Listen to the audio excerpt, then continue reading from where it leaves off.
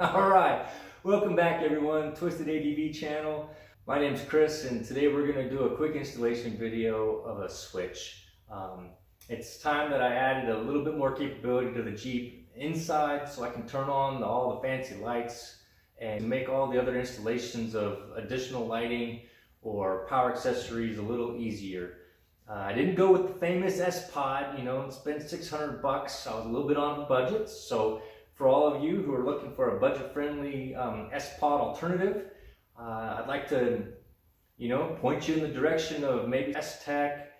I think Rugged Ridge has one, but I went a little further down the line and picked up the one from Amazon. It's made by Boss Switch, Apollo Intech, for those who maybe have heard that. I did get the older version. There is a newer one out there, but I went ahead and went with the older that's got the battery display. I like the way it looked a little bit better, but I'll give you a quick look at it and kind of give you a view of what comes in the box, and then we'll go ahead and start the install. All right, so there is no unboxing of this. I already have everything laid out and whatnot, but here's a quick snapshot of the instructions. As you can see, there's photos and a little bit of detail to get you through the installation.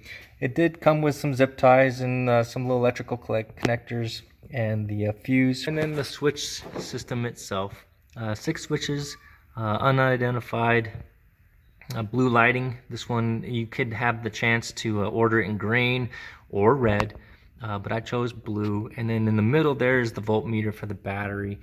It did come with 10 extra switches, zombie lights, bumper lights, winch power, rock lights. I think I'm going to order a few for air lockers to add with the air compressor. I think there's a website like Over the Hills and Through the Woods. And then it comes with the installation tool. And then as far as the box itself, as you can see, it's got the 6 relays there, so that way you can install all the different accessories, whether it's lights, power, backup lights, LED lights, pillar lights, whatnot. And then it does come with the quality sheathing and an 80 amp breaker. So to get started on the installation, we're going to go ahead and take the freedom panels off to get a little better access. And we got a few things inside the Jeep that we got to take apart, and then we'll go ahead and start the install.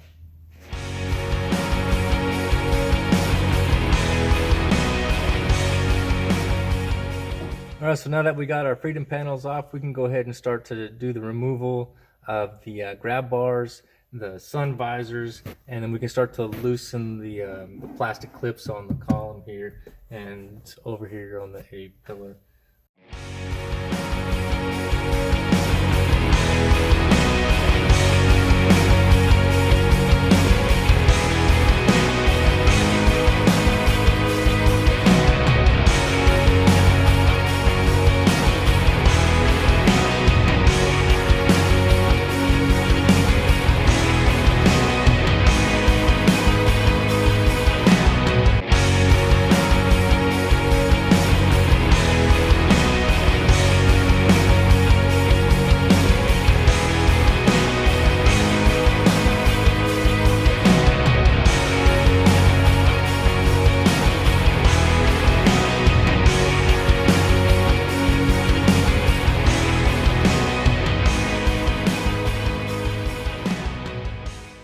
Okay, so now that we got the hood up and we're getting ready to start the installation, you can see here that I have a little bit of a mess of wires. Basically, this is what happens when people start adding lights and everything else and stereos and amps and stuff to their Jeep, and they don't have an S-Pod, so you end up with a whole crap load of wires everywhere. And so the idea now is to add that switch so I can clean up some of that and get some of that wire out of there, and it'll just mount here right on the back of the ECU, and then we'll run the long cable all the way down that firewall to the battery, and then the connectors that'll go to the switch are going to run right behind here to go into the cabin.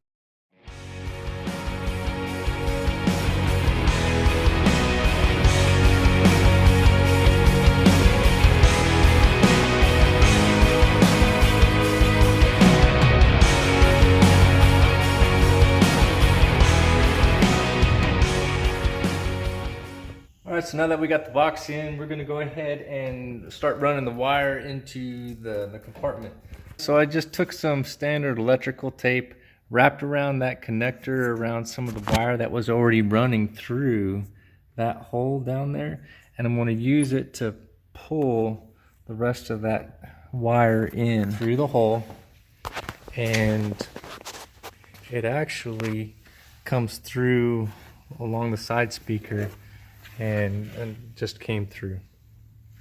All right, one thing to note, I was looking at the end of the pins, and the blue wire here, the insert was pushed back a little bit, so you may want to make sure that your pins are straight. Once you've selected your switches, you can remove the old ones with your handy dandy tool, put on the ones that you like, fix the bar with the screws in there, and that will sit just over the footman's loop, and you plug it in and you should be all set. Okay, so once you're plugged in, it kind of set where you want. You're going to just put that right over the footman's loop and tighten those down.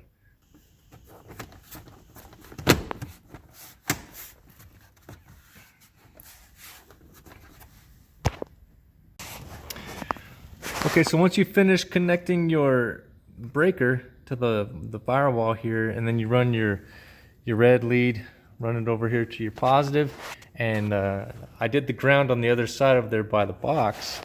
Then we have to do the jumper for the fuse.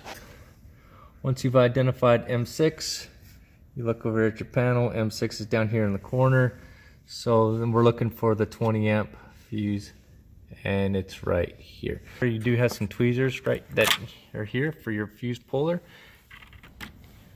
Just connect that and pull your fuse right on out. All right, so after you get it crimped and connected, you got your fuse in place. Come over here. You may want to notch a little section right here.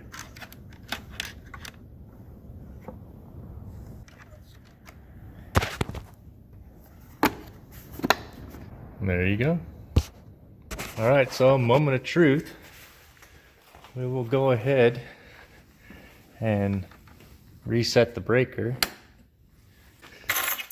Keys. First power on.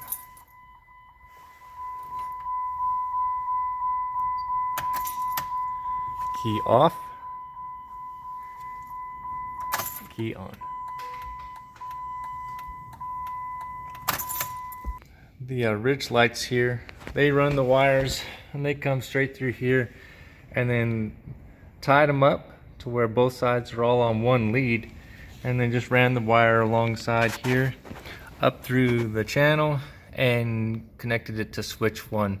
So black to ground, red to switch 1 position. Okay, so what's a little crazy here is I am actually connected to switch 2, I believe. 6, 5, 4, 3, 2, 1. I'm connected to number 2. My lights are on.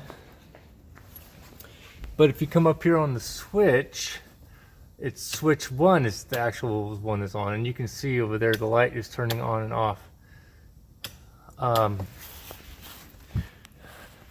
So something got changed over here in the wiring on the board. Something got crossed, but that's why it's Chinese, right? And it's definitely not Spod quality when it comes to that. So I just have to remember that switch 2 is actually switch 1, and switch 1 is actually switch 2. So, but it works and it's bright and it is good to go. And I do have my voltage up top.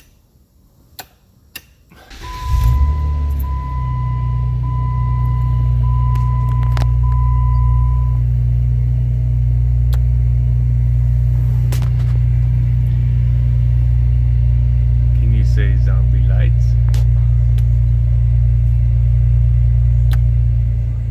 That about wraps up this installation video. I hope you liked what you saw and maybe gave you a few tips and ideas on how to get it done. I'll let you know how it holds up over time. Again, I know it is a knockoff. I know it's not the Spod. I know it's not the $600 unit, but for $100, it might just get me by. So again, thanks for tuning in to the Twisted ADV channel. Stay tuned for some more modifications on the Jeep. Hit that like and subscribe. We'll catch you next time.